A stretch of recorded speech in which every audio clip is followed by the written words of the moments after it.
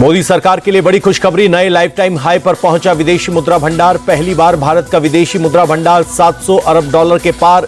Gold reserve में भी बढ़ोतरी।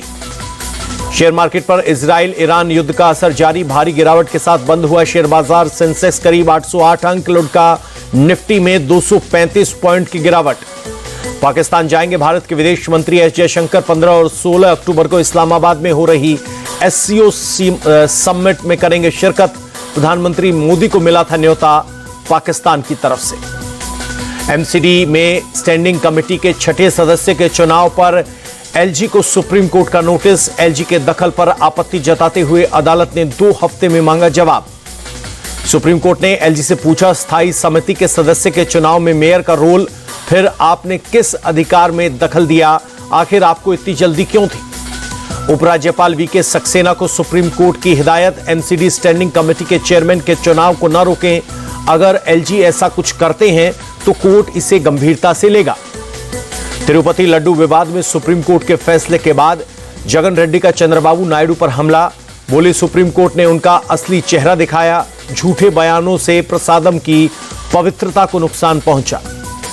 दिल्ली के पूर्व मुख्यमंत्री अरविंद केजरीवाल ने खाली किया सीएम आवास। मां, पिता और पत्नी के साथ नए घर में हुए शिफ्ट। सीएम आवास छोड़ने से पहले वहां काम करने वाले कर्मचारियों से मिले केजरीवाल। पत्नी सुनीता केजरीवाल भी सीएम आवास के स्टाफ से मिलकर हुई भावुक।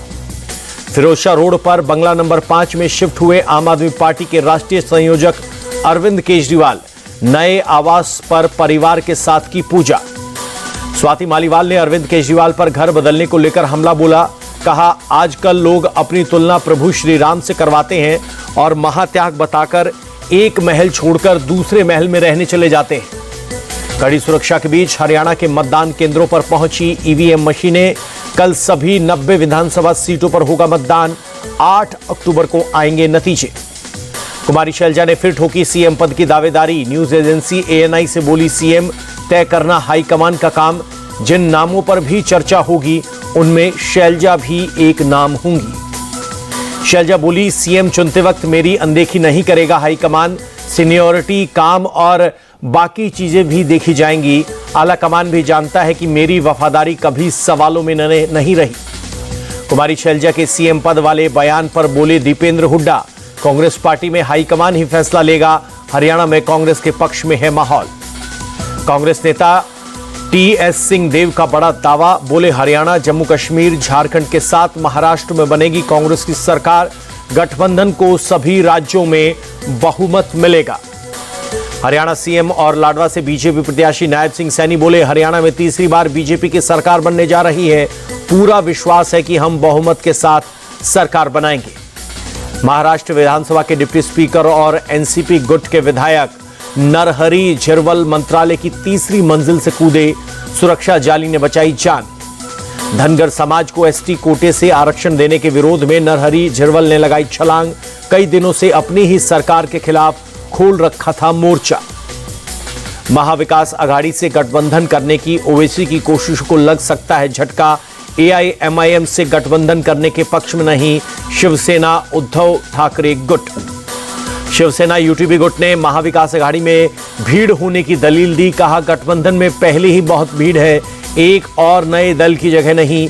एआईएमआईएम ने कांग्रेस और एनसीपी शरद पवार गुट को गठबंधन का लिखित प्रस्ताव दिया है। महाराष्ट्र विधानसभा चुनाव पर बोले शरद पवार, महाराष्ट्र की जनता बदलाव चाहती है। चुनाव में महाविकास अघाड़ी की जीत होगी।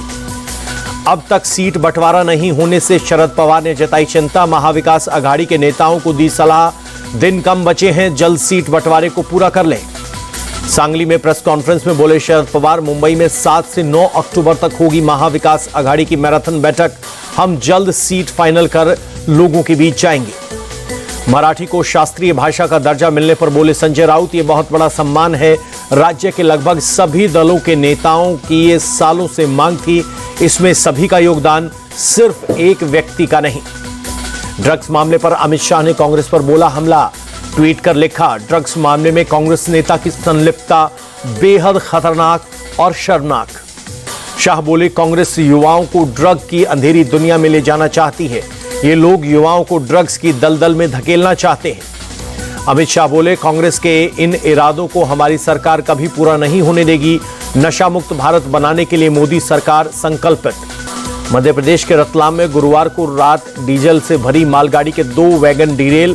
हादसे के कारण दिल्ली मुंबई डाउन लाइन प्रभावित 5 ट्रेनों को रीशेड्यूल किया गया।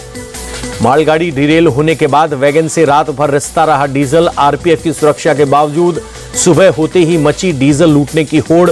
केन और बाल्टियों में डीजल भरकर ले गए आसपास के लोग। यूपी के सीतापुर में डिजिटल ठगी का खुलासा। फर्जी कॉपीराइट क्लेम के नाम पर ठगी का खेल खेल रहे 2 सगे भाई गिरफ्तार। अब तक 600 लोगों से कर चुके हैं ठगी।